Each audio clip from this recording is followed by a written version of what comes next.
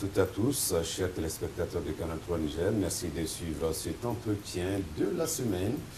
L'entretien qui reçoit M. Mamassani, secrétaire général du syndicat des pharmaciens, médecins et chirurgiens dentistes du Niger. Le Symphamed qui mène un bras de fer avec le gouvernement nigérien. Bras de fer qui se traduit par des séries de grèves qui ne sont pas sans conséquences dans le fonctionnement du système sanitaire au Niger. Monsieur Léger, bonsoir. Bonsoir, monsieur. Alors, 3 mois déjà que vous menez ce bras de fer avec le gouvernement nigérien. Alors, quelles sont les raisons de ce bras de fer? Merci bien. En fait, comme vous l'avez dit, ça fait bientôt 3 mois que nous sommes en débrayage pour contester, ou du moins pour demander la régularisation de certaines irrégularités qui figurent dans les arrêtés qui licencient 37 de nos camarades. Il faut préciser que nous ne demandons pas l'annulation ou l'abrogation de ces deux arrêtés, comme le font croire certains, mais c'est plutôt des irrégularités que nous avons observées, qu'il faut réparer effectivement. C'est un tort qui a été causé et nous estimons qu'il va falloir effectivement réparer. De quoi il s'agit? Parmi les 37 médecins, certains parmi eux sont en spécialisation postdoctorale. Ils ont commencé la spécialisation. Pour certains, ils sont en dernière année parce qu'il y a des spécialisations qui se font en 5 ans. Ils sont en 5e année. Ça leur reste juste quelques mois pour finir. Pour d'autres, ils sont en 4e année pour une formation de 4 ans. Ils ont été recrutés à la fonction publique. Ils ont regagné parce qu'ils ont été affectés, il faut le dire, en octobre, après octobre 2015, bien sûr, après leur recrutement à la fonction publique. Ils ont été affectés tous dans les régions. Ils ont tous pris service. Je dis bien, ils ont pris service dans leur poste d'affectation respectif. Ils ont pris service. Ils ont pris service, mais ils sont revenus. Ils avaient abandonné. Oui, bon, ce n'est pas un abandon. Ils sont revenus juste, je dis, faire un plaidoyer. Avec l'autorisation, bien sûr, de leur supérieur hiérarchique, ils sont venus faire un plaidoyer. En réalité, qu'est-ce qui a motivé ces plaidoyers? Parce qu'il y a une jurisprudence autour de ça. Le recrutement de 2011 qu'il y a eu, ils l'ont dit au Niger et tout le monde est au courant et conscient de cela. En 2011, effectivement, ce régime a recruté 536 médecins. Ça, tout le monde le sait. Et à l'époque, parmi les 536, beaucoup étaient en spécialisation. Et ils ont eu l'autorisation de continuer leur formation de spécialisation parce que de toutes les façons, quand ils vont finir, ils vont sortir spécialistes, c'est le pays qui va bénéficier. C'est dans cette optique que les autorités, à son temps, avaient compris effectivement cette logique et ils les ont autorisés à finir leur spécialisation. Et idem pour 2006, à l'époque de Tanja aussi, lorsqu'il y avait eu recrutement de médecins, ceux qui étaient en formation avaient eu l'autorisation de finir leur formation et de rejoindre leur poste en tant que spécialiste. Maintenant, en 2015, c'est là qui ont été recrutés, ils ont tenté. Parce que j'ai dit, ils ont tenté, ils ont fait un plaidoyer. Et à l'époque, le ministre Manou, qui était ministre de la Santé d'antan, avait effectivement compris la pertinence de cela. Il y avait eu des discussions. Si vous avez suivi le point de presse animé par le ministère de la Santé, il a dit qu'il y avait eu plus d'une dizaine de rencontres avec le ministre de la Santé d'antan, le concerné, et même avec effectivement la médiation de nous, Symphamed, et des enseignants-chercheurs. Sur le fait qu'ils veulent aller se spécialiser. Sur le fait, pas qu'ils veulent aller se spécialiser, mais qu'ils aient un petit temps pour qu'ils finissent leur spécialisation. Imaginez pour quelqu'un qui est en 5e année, ça lui reste juste quelques mois pour finir. Pour certains, ils ont même fini, ça y est, juste la soutenance. Finir un peu le stage et soutenir. C'est ça qu'ils ont demandé. La question a été même portée à la primature. Maintenant, à l'époque de Manou, il a demandé effectivement de voir, il a instruit son inspecteur général des services de diligenter une enquête administrative, voir comment est-ce qu'on pouvait trouver un mécanisme permettant à ces gens de finir leur formation et qui partent effectivement sur le terrain en tant que spécialistes. La question n'a pas été évacuée jusqu'à ce que Manu Agali démissionne parce qu'il était candidat effectivement aux législatives, si vous vous rappelez, il a démissionné. Donc il y avait eu un vide institutionnel. Et vous connaissez notre administration, dès qu'il n'y a pas un ministre, pratiquement personne ne pouvait prendre la décision. La question était laissée en suspense jusqu'à l'arrivée de ce nouveau ministre. À son arrivée, il a été mis au parfum de cette question. Alors, lui, il dit non, ces gens-là doivent regagner leur poste d'affectation. Alors qu'ils n'avaient pas fini la spécialisation? Et alors qu'ils n'avaient pas fini. Il dit, ils ont accepté. Ce qui est marrant dans cette affaire, ses camarades, certains, je dis bien certains, pas tous, parce qu'il faut le dire, pas tous, mais certains ont... D'abord, lorsqu'il a été mis au parfum de cette question, il a fait un communiqué officiel radio-télévisé en date du 28 avril 2016, où il a donné une semaine. Il donne au plus tard le 5 le communiqué a été fait le 5 avril. Il dit au plus tard le 5 mai, ces gens-là doivent regagner leur poste d'affectation. Ce communiqué, il est officiel. Nous avons montré les papiers. Actuellement, on a les papiers et ça a passé effectivement sur les ondes. Les gens ont abandonné leur formation après le communiqué. Ils ont regagné leur poste d'affectation. Donc, voyez-vous, ils ont abandonné, ils sont partis, ils ont sacrifié leur formation, ils ont dit au moins ils vont partir servir le pays, ils sacrifient les 4 ans ou les 5 ans de formation, de spécialisation qu'ils ont fait. Mais malgré qu'ils ont regagné leur poste d'affectation dans les délais fixés par lui-même le ministre de la Santé, ils ont été licenciés. Il y a un paradoxe alors. Alors, une des irrégularités que nous avons dit, nous sommes d'accord. On est d'accord, après le communiqué, c'est lui qui n'a pas regagné son poste d'affectation, on peut le licencier. Mais ceux qui ont regagné leur poste d'affectation, nous n'accepterons pas ceux qui soient licenciés. Voilà, nous, ce que nous demandons. Ça, c'est un premier biais dans le premier arrêté. Parce qu'il y a 2 arrêtés. Alors, parmi, s'il faut se dire, il y a 19 de premier arrêté, j'ai dit, il y a 19 camarades qui ont été licenciés. Parmi eux, il y a 12 qui ont regagné leur poste, qui ont abandonné leur formation. J'avoue qu'il y a des gens qui sont à l'extérieur. Ils ont entendu le communiqué, ils sont venus de l'extérieur pour rejoindre dans leur poste d'affectation dans le CSI. Mais malgré ça, le ministre les a licenciés. On s'est dit, mais bon, qu'est-ce que cherchent ces gens-là dans ces pays? Les gens, au lieu que ces pays aient besoin de spécialistes, tout le monde les sait. Ils ont abandonné la spécialisation, ils sont partis à leur poste, on les licencie, et surtout après un communiqué radio-télévisé. Et il faut se rappeler, ce communiqué, ce n'est pas en fait de bonne guerre, c'est la loi qui le dit. La loi dit pour licencier, il faut faire une mise en demeure, la loi dit. Parce que je cite un article de décret portant modalité d'application de la loi portant statut général de la fonction publique, à ton article 269 qui dit le licenciement pour refus de rejoindre le premier poste d'affectation peut être prononcé après une mise en demeure. Et nous avons considéré que le communiqué constitue une mise en demeure. Ils ont fait la mise en demeure, les gens ont obéi. S'il faut l'appeler ainsi, ils ont abandonné la formation, ils ont regagné leur poste. Il y a ceux qui n'ont pas rejoint leur poste d'affectation. Ceux qui n'ont pas rejoint leur poste d'affectation, nous ne trouvons pas d'inconvénient. S'ils estiment que les pays n'ont pas besoin de médecins spécialistes et ils ont fait leur choix, alors ils peuvent le licencier. Mais ceux qui ont répondu au communiqué, à la mise en demeure, je pense qu'il ne devait pas être licencié. Mais quelles sont les raisons finalement que le gouvernement avance pour ne pas prendre en considération justement cette revendication? Malheureusement, ils n'ont pas de raison. La raison qu'ils avancent, ils disent qu'ils sont d'accord. La loi, c'est ce qu'ils disent, ça c'est la forme. Mais ils partent dans les fonds pour dire qu'effectivement, ils ont amené une liste pour vérifier la présence physique des gens. Et voilà, c'est ce qu'ils ont dit. Et ils n'étaient pas sur le terrain? Après le recrutement? Oui. Après le recrutement, je dis, ils ont fait la prise de service, tous en octobre. Ils sont revenus. Maintenant, le problème par rapport à ça, il y a un problème administratif autour de cette question. Monsieur Joubo, les gens là, après la prise de service, ils sont revenus. Ils ont commencé à discuter avec le ministère de la Santé. Si le ministère sait qu'il ne va pas les autoriser à finir leur formation, depuis qu'ils sont revenus en octobre, on aurait dû leur dire allez regagner vos postes d'affectation. C'est lui qui ne regagne pas alors à ce cela n'a pas été fait. Cela n'a pas été fait. Il a fallu l'arrivée de ce ministre pour qu'il fasse le communiqué. Et après le communiqué, les gens ont regagné leur formation. Alors, est-ce que ça, c'est la faute aux médecins ou la faute à l'administration? Parce que si c'est une administration qui se respecte, dès que vous constatez cela, alors alertez ces gens, c'est regagner vos postes d'affectation, sinon des sanctions. Et alors ces gens-là, ils avaient, j'ai bien dit, il y a une jurisprudence autour de ça. Et ils ont tenu compte de ce qui a été fait effectivement à leurs prédécesseurs, parce qu'en 2011, il y a plus de 200 qui étaient en formation, ils ont reçu l'autorisation d'aller se spécialiser et pratiquement maintenant, ils ont tous fini, ils sont déversés. N'est-ce pas? Ils sont en train de soigner la population. Mais dans ça, là, qui bénéficie de ça? C'est la population. Et c'est dans cette logique qu'ils sont partis. Mais malheureusement, l'autre ministre, il a compris la pertinence de la chose. Mais c'est à l'arrivée de ce ministre que tout est rentré dedans. Et nous avons dit qu'il a fait le communiqué, les gens ont répondu au délai, alors il ne devait pas être licencié. Ça, c'est le biais contenu dans le premier arrêté. Je vous dis, il y a 2 arrêtés. Le deuxième arrêté qui est sorti en juillet, lui, c'est même pire, M. Joubo. Ah oui? Oui, parce que dans ce deuxième arrêté, il y a des camarades, eux, ils ne sont pas en formation. Ils sont à leur poste depuis leur première affectation en octobre. Ils sont à leur poste à l'intérieur du pays. Mais bizarrement, lorsque l'arrêté est sorti, on retrouve leur nom. On était paniqués, on s'était dit, mais bon, d'accord pour ceux qui sont en formation, mais et ceux-là, comment leur nom figure dans cette liste-là? On s'est renseigné à travers eux, à travers leurs supérieurs hiérarchiques. Personne n'avait pas de réponse à cela. Les responsables hiérarchiques ont dit, ils n'ont jamais envoyé effectivement leur nom pour qu'effectivement une sanction soit prise à leur encontre. Ils nous ont envoyé la prise des services de ces camarades depuis octobre et un certificat d'assiduité.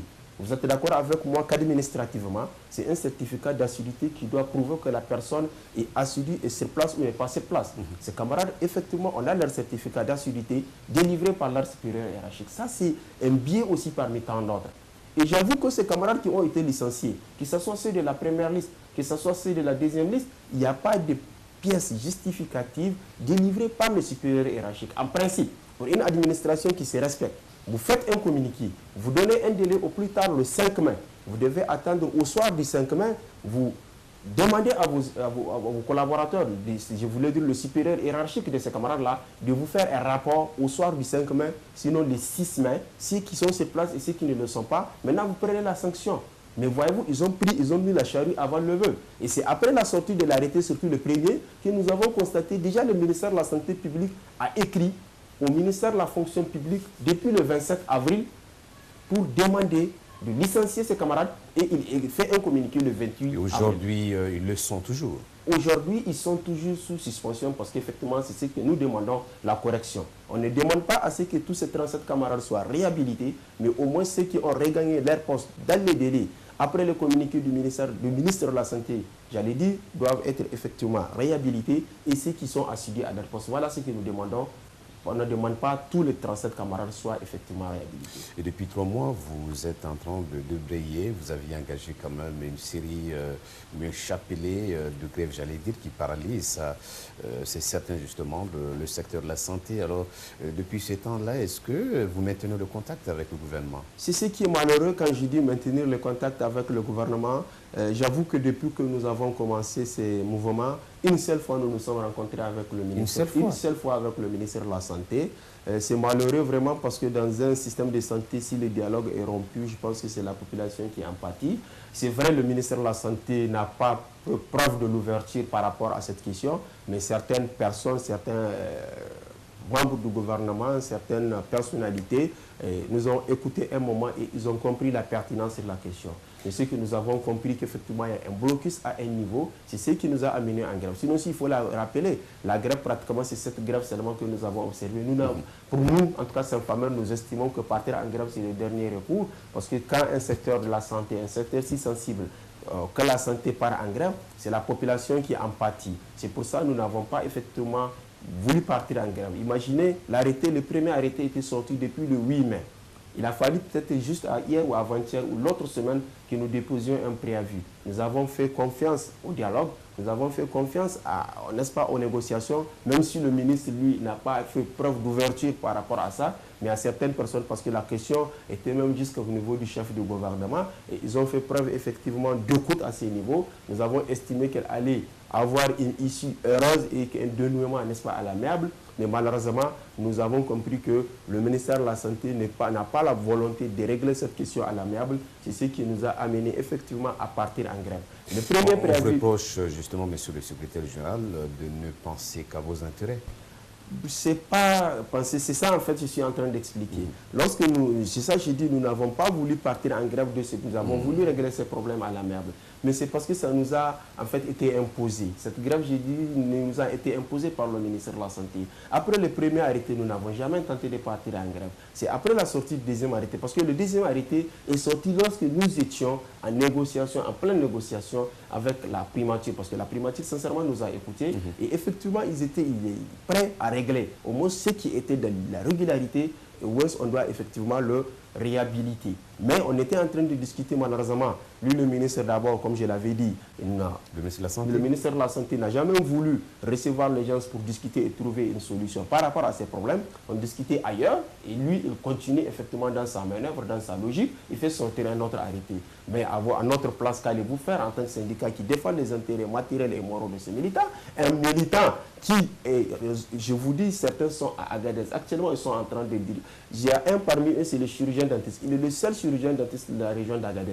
Et ce monsieur, lui, c'est un camarade qui fait partie de ceux qui étaient assidus à leur poste, qui n'ont jamais quitté. Même permission d'absence, ces gens-là n'ont jamais demandé. Ils ont été licenciés. Alors nous allons croiser les bras. Si lui, au moins si on discutait, d'accord, on peut le dialogue, on peut comprendre. Quelqu'un qui n'est pas ouvert au dialogue et qui continue dans ses manœuvres de licencier les gens. C'est pour ça que nous avons dit que trop c'est trop. Nous n'avons pas effectivement, nous avons déposé un premier préavis où ils nous ont assigné à référer d'RAR. La justice, à l'époque, nous n'avons pas eu le temps de se présenter parce qu'ils nous ont amené, n'est-ce pas, la convocation ou l'assignation à référer à 3 heures pour nous dire à 14 heures, le juge nous attend. Le temps qu'on se rassemble, qu'on touche l'avocat et qu'on part déjà, c'est fini. On n'a pas eu. Mais avant-hier aussi, cette grève-là, ils nous ont assigné à référer d'RAR à la justice. Mais lorsque nous sommes partis, nous avons fait notre plaidoyer, le juge a trouvé la légalité, la légitimité de notre revendication et il nous a ordonné effectivement à faire notre grève. C'est malheureux, au lieu effectivement d'ouvrir des négociations autour de ces revendications, Donne-nous juste, parce qu'on est-ce qu'on a demandé grand-chose.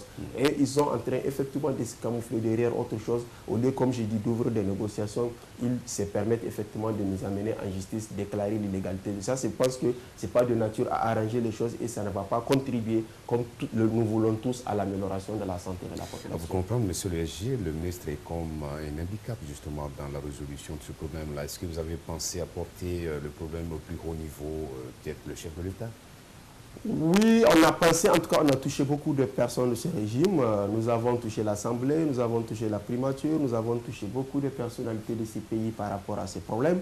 Et ce qui est curieux, chaque personne que nous rencontrons, elle est sensible, elle comprend la pertinence et effectivement la légitimité de notre revendication. Mais la solution ne vient pas, c'est ce qui nous taraude toujours l'esprit. Mais je pense que nous allons continuer effectivement.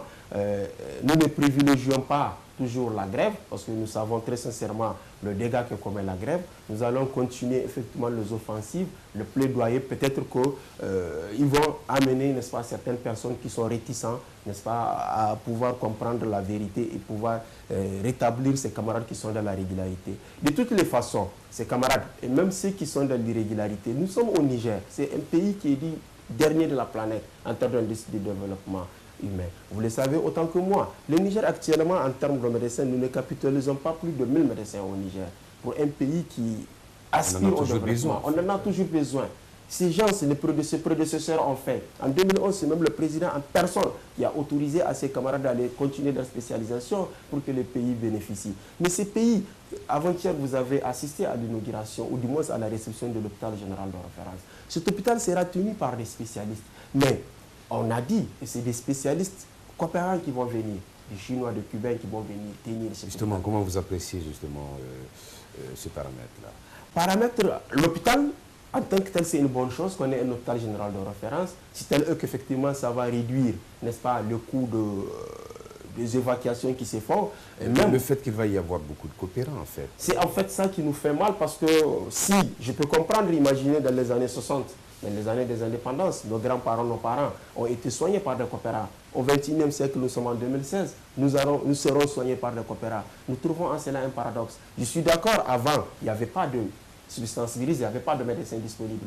Mais maintenant qu'il y a des médecins disponibles qui ne veulent qu'aller se spécialiser, on les empêche, on les licencie parce que tout simplement ils ont émis le vœu d'aller se spécialiser ou on amène des coopérants pour nous soigner. Moi je pense qu'il y a une incohérence dans ce qui est en train d'être fait et je pense que les autorités vont comprendre la pertinence de pouvoir regarder dans la même direction pour aspirer au développement du pays. Parce que ce n'est pas des coopérants qui vont venir développer notre pays. Il faut que les gens se mettent en tête. C'est le Nigérien là qu'il faut effectivement forger pour travailler pour l'intérêt général du pays. Ce n'est pas quelqu'un. Sinon, les coopérants, ça fait combien de temps? Bien avant l'indépendance, les coopérants sont au Niger. Est-ce que notre pays a bougé d'un iota? Si réellement on voulait faire bouger les lignes, comme le disent certains, alors on doit effectivement travailler avec les Nigériens qui veulent travailler. Je suis d'accord, je ne dis pas que nous sommes clean comme des prophètes. Il y a effectivement du mauvais. Justement, on a quand même des difficultés, de la peine à comprendre justement qu'un État ne puisse pas accepter que ces médecins aillent se spécialiser. Mais vous êtes sûr que le problème, c'est bien cela? Est-ce qu'il n'y aurait pas d'autres problèmes peut-être? En tout cas, par rapport à ça, par rapport à notre lutte, c'est le seul problème qu'il y a. Si aujourd'hui, je vous dis bien aujourd'hui, nous sommes... Et vous êtes sûr que c'est le seul problème qui est reproché en fait à vos camarades? En tout cas, par rapport à ça, c'est le seul problème. Ils disent, voilà, ils sont recrutés, ils devaient partir à l'intérieur du pays, travailler, ils sont venus. Mais je dis bien, et ces gens-là, c'est qui est curieux, ils ont accepté. Ils ont accepté d'abandonner. Aujourd'hui, là, si on les réhabilite, ils vont abandonner la formation, ils vont partir à l'intérieur du pays, comme le veulent les autorités. Parce qu'on a compris qu'ils ne veulent pas assez qu'il y ait beaucoup, ils ne veulent pas assez que les gens se spécialisent. Et les gens veulent sacrifier la spécialisation qu'ils sont en train de faire pour partir à l'intérieur du pays. Et c'est ce qui devient un problème. Monsieur Léger, c'est quand même une situation très regrettable. Je dis bien que ça fait déjà 3 mois que ce problème est là sans solution. On comprend que l'État de son côté ne voudrait pas entendre effectivement, ou n'entend pas peut-être revenir sur cette décision-là de licenciement de ces médecins-là. Maintenant, alors vous, si on vous demande de proposer une solution, comment pensez-vous qu'il serait possible quand même de trouver une solution à ce problème-là en dehors de revenir en fait sur ce licenciement-là? J'avoue que c'est notre vœu. C'est notre vœu de trouver une solution par rapport à ces problèmes. Mais on n'a pas dit de revenir sur le licenciement, mais on a dit de corriger les inégalités. Nous sommes dans un système de santé. Et on parle du système de santé, j'avoue que nous avons une politique nationale de santé. Politique nationale au sein de laquelle est assujetti un plan de développement sanitaire. Et le plan de développement sanitaire, c'est quoi son objectif? C'est d'offrir des soins et services de qualité à la population nigérienne. Je dis bien qualité. Et quand on dit qualité, c'est quoi la qualité selon nous? En tout cas, la définition que nous connaissons de qualité et que tout le monde connaît, c'est le respect des normes pour la satisfaction des patients. Et c'est nous, ce qu'on voulait, c'est les normes là qu'on respecte. C'est les normes, je parle de normes, je vous ai parlé tout de suite de la loi, parce que pour un agent de l'État, il n'y a pas une norme qui dépasse effectivement le statut général de la fonction publique. Je parle de l'article 269 de la loi portant statut général de la fonction publique, où il dit même s'il faut licencier pour quelqu'un pour refus de rejoindre ses premiers postes d'affectation, il faut faire une mise en demeure. La mise en demeure est un fait, il faut respecter l'esprit de cette mise en demeure. Je voulais parler effectivement de nos camarades qui ont été licenciés, pourtant ils sont assidus à leur poste. Mon sang, quand il faut prendre une sanction à l'égard d'un employé de l'État, la meilleure des choses, c'est de pouvoir effectivement remonter à travers effectivement toute l'administration. Ces camarades-là, ils ont des supérieurs hiérarchiques. Leurs supérieurs hiérarchiques doivent dresser un rapport qu'ils doivent transmettre aux directeurs régionaux de la santé publique qui, à leur tour, vont transmettre ces rapports au niveau du ministère de la Santé. C'est ça la norme. Si c'est ça est fait, si cela est fait, si aujourd'hui le ministère nous montre des rapports faits par la hiérarchie en date du 6 mai, ou du moins en date du 5 mai à 18 h, parce que le délai donne jusqu'à 5, on dit au plus tard le 5 mai. Et nous estimons que jusqu'au 5, la personne peut rejoindre son poste. Donc à 18 h, c'est lui qui n'est pas là. On nous montre un rapport fait par la hiérarchie de ses camarades, fait le 5 mai à 18 h ou le 6 mai, c'est lui qui a prouvé que ses camarades n'ont pas sur place. J'avoue que nous allons nous taire et que nous allons considérer que ses camarades ont tort et ils peuvent être licenciés. Est-ce qu'au niveau du CNFAMED, vous aviez exigé justement ce rapport? Nous avons exigé, nous avons des preuves à notre niveau. Avant d'engager ce combat, nous avons réuni toutes les preuves. Je dis bien toutes les preuves. Tous ces camarades que nous défendons, c'est dont nous disons qu'ils ont regagné leur poste.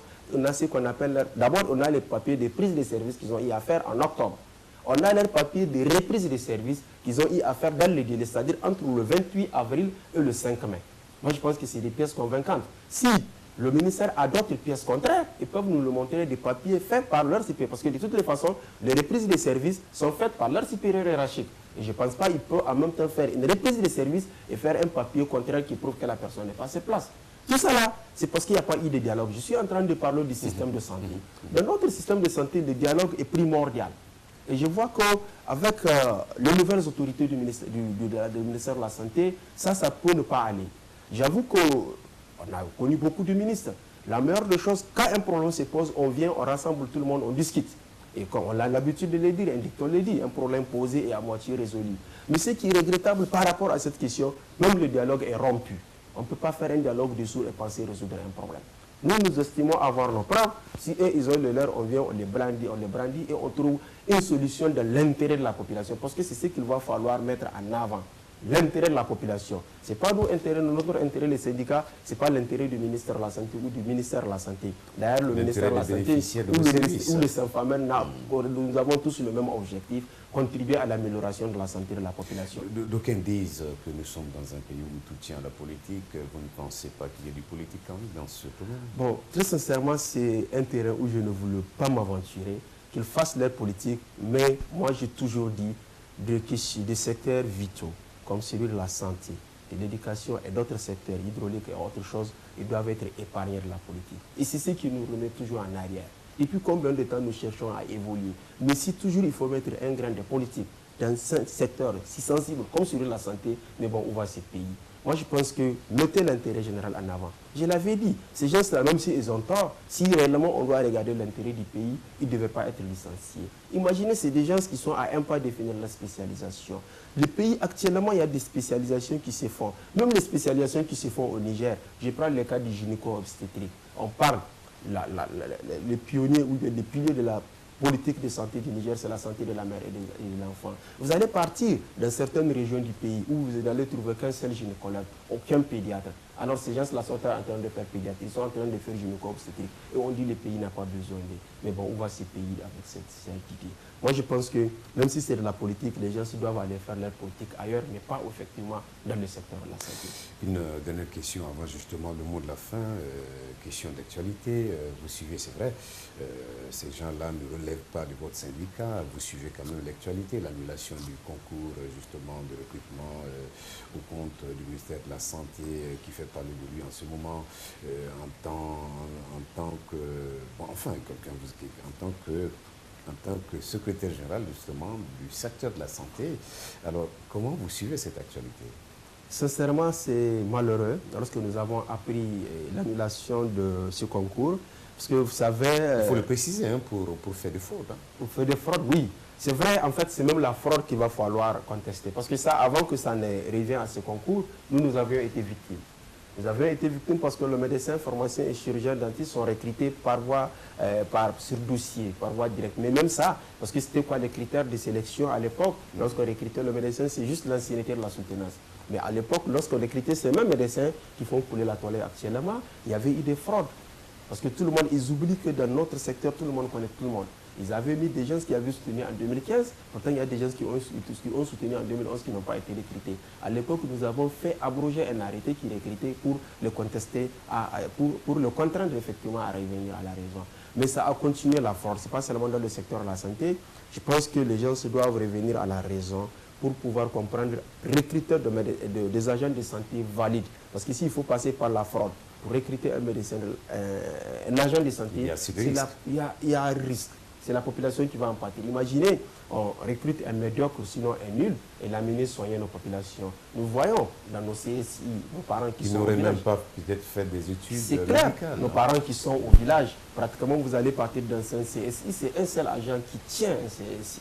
Alors imaginez, c'est parmi ces agents-là qui n'ont pas la qualification, qui n'ont pas la compétence requise qu'on amène pour pouvoir effectivement soigner nos parents. Ça, je pense que c'est un autre danger de santé publique. Mais globalement, comprenons que nous sommes dans un pays qui a sérieusement besoin des agents de santé. Jusqu'à preuve de contraire, nous n'avons pas atteint la norme de l'OMS en termes de ressources humaines, parce que l'OMS dit d'avoir un médecin par le médecin, un médecin pour 10 000 habitants pour les pays bien sûr en développement, un infirmier pour 5 000 habitants, une sage-femme pour 5 000 femmes en âge de procréer. Nous sommes loin de ces ratios, alors les autorités doivent fournir l'effort pour pouvoir recruter davantage effectivement et organiser des concours sains pour recruter des gens compétents, capables effectivement de faire face à la santé de notre population. Monsieur Berger, votre mot de la fin. Notre mot de la fin, c'est, comme je l'avais dit, très sincèrement, par rapport d'abord particulièrement à cette question, oui, que les autorités aient pitié. Je ne sais pas si c'est le thème qui convient à la population. Ou qu'elles mettent de l'eau dans leur vin. Oui, dans leur vin ou de tout ce qu'ils veulent, oui, pour qu'effectivement la population ne continue pas effectivement à payer le pot cassé de ce que nous sommes en train de faire. Nous avons pris l'engagement de défendre nos camarades. C'est ça notre mission. La défense des intérêts matériels et moraux de nos militaires. Et là, vous êtes décidé à aller jusqu'au bout? Nous sommes décidés à aller jusqu'au bout. Et ce que nous demandons, nous estimons que nous ne demandons pas grand-chose. Nous demandons juste la correction d'un tort causé. Alors, ces autorités doivent effectivement revenir à la raison, corriger ces torts. S'ils estiment qu'ils n'ont pas besoin que ces gens fassent la spécialisation, ils sont prêts dès demain, si on les réhabilite, ils vont abandonner leur formation, ils vont aller dans leur site d'affectation respectif. Mais au-delà de ça, voir l'intérêt général de la population. Essayer de stimuler les jeunes Nigériens qui sont là à aller se spécialiser pour qu'effectivement, peut-être dans 2 ans, 3 ans, dire que cet hôpital général de référence est tenu entièrement par les Nigériens, ça serait une fierté nigérienne. Et un dernier mot, comme vous l'avez dit, si, je dis bien si réellement vous, comme vous l'avez dit, c'est la politique que les gens se mettent dans ça, qu'elle épargne la santé de la politique, je pense que ça va tous nous grandir et ça va merveilleusement contribuer, n'est-ce pas, à l'amélioration de la santé de la population, qui est, n'est-ce pas, l'objectif de la politique nationale de santé et la politique de nous tous qui œuvrons dans le domaine. Merci, monsieur le SG, pour cet entretien que vous avez bien voulu nous accorder. Chers téléspectateurs de 43 Niger, nous sommes à la fin de cet entretien de la semaine. Nous recevions pour vous monsieur Mamassani, il est secrétaire général du syndicat des pharmaciens médecins et chirurgiens, autant pour moi, dentistes du Niger, Saint-Famed. Vous nous aviez suivis dans l'espoir que les autorités quand même prennent la mesure de la nécessité de résoudre justement ce bras de fer qui l'oppose en fait, ou qui les oppose en fait au Saint-Famed. C'est la fin de cet entretien. Merci d'avoir suivi. Ce serait à la semaine prochaine.